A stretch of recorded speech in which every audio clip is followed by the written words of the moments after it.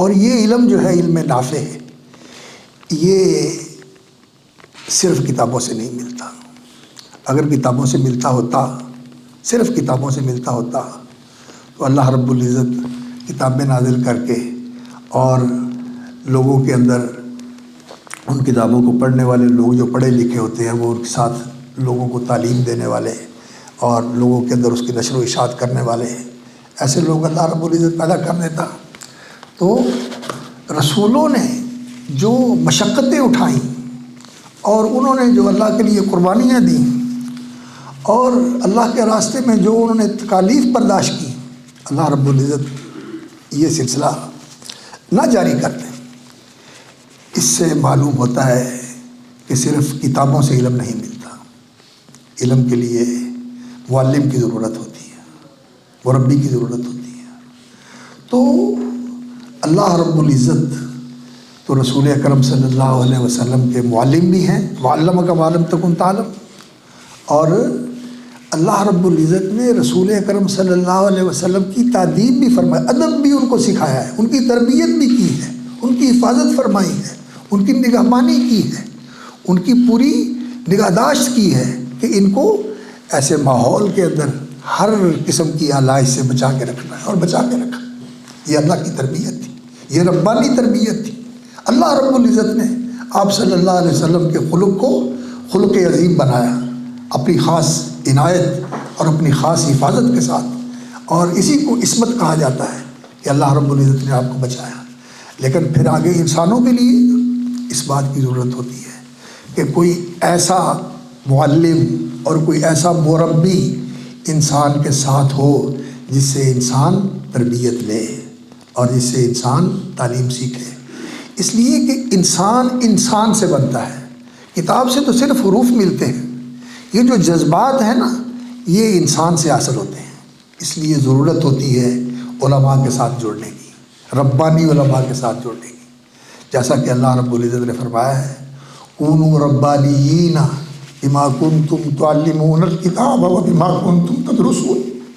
ربانی بنو، کونوا ربانیین بما کنتم تعلمون الکتاب وبما کنتم تدرسون۔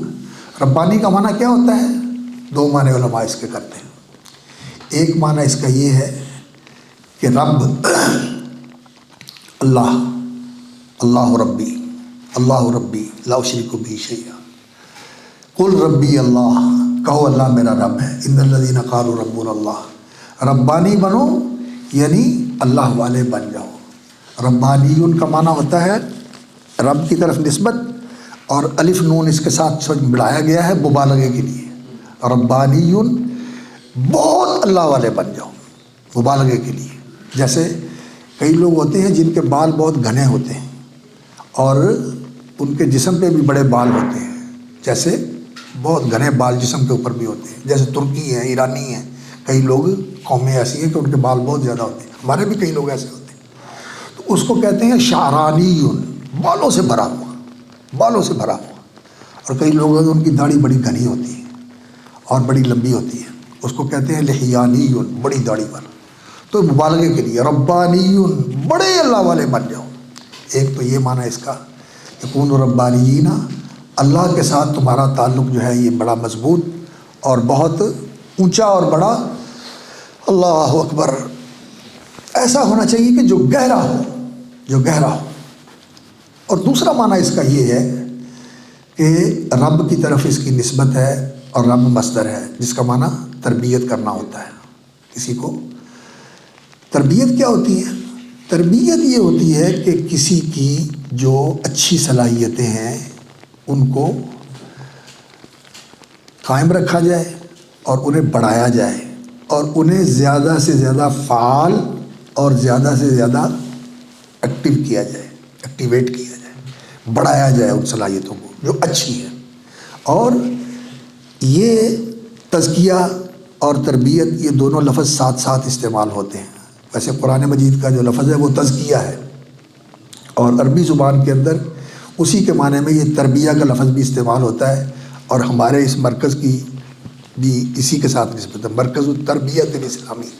تو تربیت جو ہے یعنی جو اچھی صلاحیتیں ہیں ان صلاحیتوں کو محفوظ کیا جائے اور بڑھایا جائے، اور اس کے ساتھ جو ایسی چیزیں انسان کے اندر کمزوریاں ہوتی ہیں، نقائص ہوتے ہیں، کمیاں ہوتی ہیں، ان کو امپروو کیا جائے اور انہیں دبایا جائے اور ان کی اصلاح کی جائے، اور انہیں جہاں تک ہو سکتا ہے غیر فعال کر دیا جائے، انہیں اس طرح کر دیا جائے کہ وہ گویا کہ سوئی ہوئی ہے، ختم تو نہیں کیا جا سکتا لیکن انہیں خابیدہ کر دیا جائے، سویا ہوا کر دیا جائے، تربیت کا حصہ ہوتا ہے۔ تو ایسے تربیت کرنے والے بنو۔ یہ کن کو کہا گیا ہے؟ بما کنتم تعلمون الکتاب وبما کنتم تدرسون۔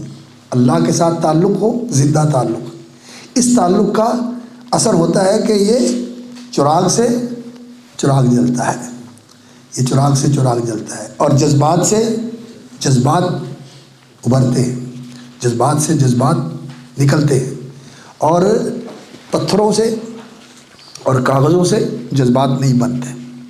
ہاں، اگر کسی کی زندگی اور اس کے کردار کا مطالعہ کیا جائے یا وہ انسان کے سامنے آ جائے تو پھر جذبات بنتے ہیں، لیکن وہاں بھی وہ شخصیت موجود ہوتی ہے، شخصیت موجود ہوتی ہے، اس کا کردار آیا، اس کی سیرت کا آپ نے مطالعہ کیا تو رسول اللہ صلی اللہ علیہ وسلم کی سیرت کا مطالعہ کرتے ہوئے کئی ایسے مقامات آتے ہیں کہ انسان کا دل پگھل جاتا ہے اور انسان بے قابو ہو جاتا ہے، فرط محبت سے انسان مغلوب ہو جاتا ہے کہ اتنی عظیم شخصیت، ایسا عظیم کردار، تو وہاں بھی شخصیت ہوتی ہے۔